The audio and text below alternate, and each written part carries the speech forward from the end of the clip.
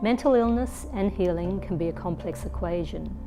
Traumatic experiences not treated during childhood because of fear, shame, guilt, lack of knowledge, misunderstanding, ignorance, other priorities, and more lead to the creation of a brick wall in the mind so that secrets are contained.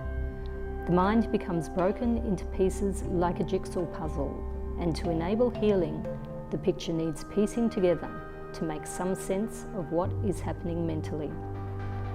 Integrating a broken mind is a long journey that takes many years. Externally, all appears okay, but internally, the pain of therapy is intense and the loneliness devastating. Ongoing therapy and rehabilitation is required to enable recovery, but with an enormous impact on dreams, aspirations, relationships and goals.